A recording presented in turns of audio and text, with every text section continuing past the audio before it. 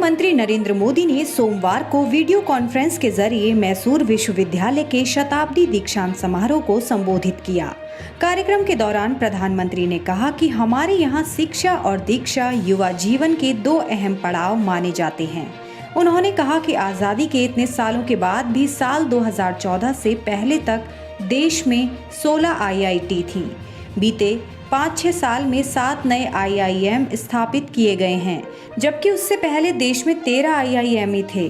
प्रधानमंत्री मोदी ने कहा कि पिछले 5-6 सालों में हमने अपनी शिक्षा प्रणाली में बदलाव करके अपने छात्रों को 21वीं सदी में आगे बढ़ने में मदद करने की लगातार कोशिश की है। हमारे यहाँ शिक्षा और दीक्षा युवा जीवन के दो अहम पड़ाव माने जाते हैं।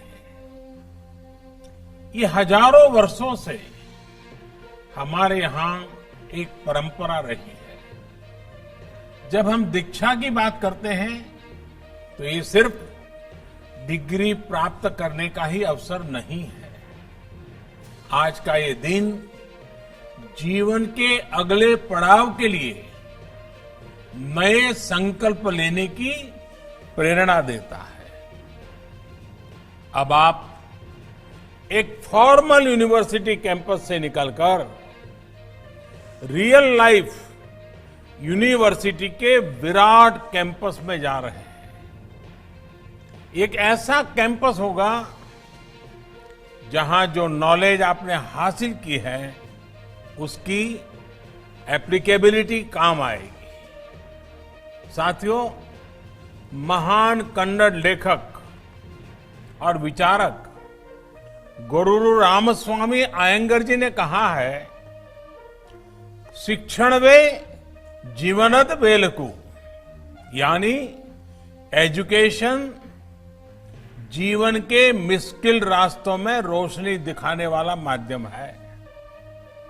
आज हमारा देश जब परिवर्तन के एक बड़े दौर से गुजर रहा है, तब उनकी ये बात बहुत ज्यादा प्रासंगिक है।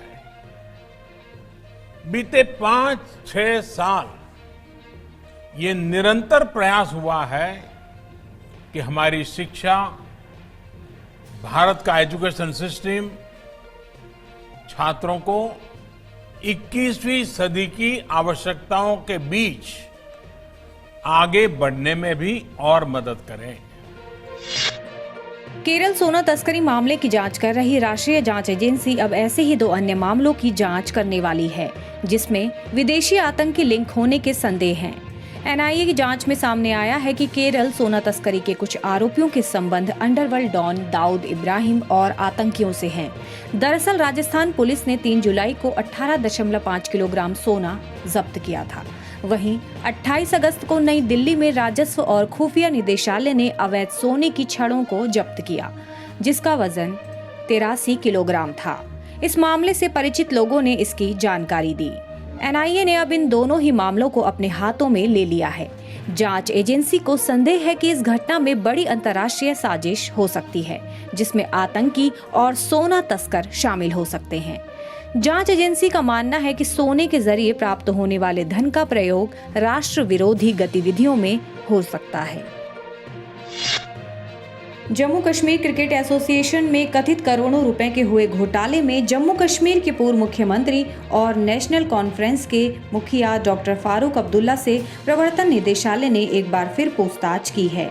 Doctor Farooq Abdullah Jammu Kashmir cricket association के उस समय प्रधान थे। वहीं डॉक्टर अब्दुल्ला से प्रवर्तन निदेशालय द्वारा पूछताछ करने पर जम्मू कश्मीर में राजनीति भी गर्मा गई है।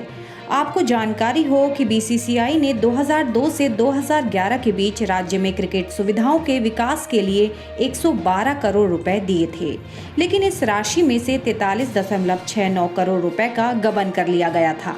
CBI ने जम्मू कश्मीर क्रिकेट संघ के कोष में कथित अनियमितताओं और गबन के मामले में फारूक अब्दुल्ला समेत तत्कालीन महासचिव मोहम्मद सलीम खान, तत्कालीन कोषाध्यक्ष एहसान अहमद मिर्जा और J&K बैंक के एक कर्मचारी बशीर अहमद मिसगर पर आपराधिक साजिश और धोखाधड़ी के आरोप लगाते हुए श्रीनगर की एक अदालत में गत माह आरोप पत्र दाखिल किया था।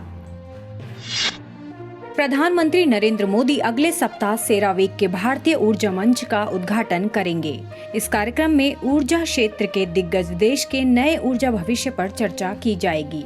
इस कार्यक्रम के आयोजक IHS मार्केट ने कहा कि 26 से 28 अक्टूबर तक होने वाले इस वर्चुअल आयोजन का उद्घाटन प्रधानमंत्री नरेंद्र मोदी करेंगे। यह सेरावीक के भारतीय ऊर्जा मंच का चौथा साल है। बयान में कहा गया कि इस कार्यक्रम में अंतर्राष्ट्रीय वक्ताओं और प्रतिनिधियों के अलावा भारत से 1000 प्रतिनिधियों का समुदाय और क्षेत्रीय ऊर्जा कंपनियां, ऊर्जा से जुड़े उद्योग, संस्थान और सरकारें शामिल होंगी। इस कार्यक्रम को ऊर्जा मंत्रियों के अलावा उद्योग के वरिष्ठ कार्यकारी और प्रमुख राष्ट्रीय और अंतर्राष्ट्रीय ऊर्जा विशेषज्ञ संबोधित करेंगे। 3 दिन के इस कार्यक्रम को प्रधानमंत्री मोदी के अलावा पेट्रोलियम मंत्री धर्मेंद्र प्रधान, अमेरिका के ऊर्जा मंत्री डैन ब्रॉयलेट, ओपेक के महासचिव मोहम्मद बरकिंडो और सऊदी अरब के ऊर्जा मंत्री अब्दुल अजीज बिन सलमान भी संबोधित करेंगे।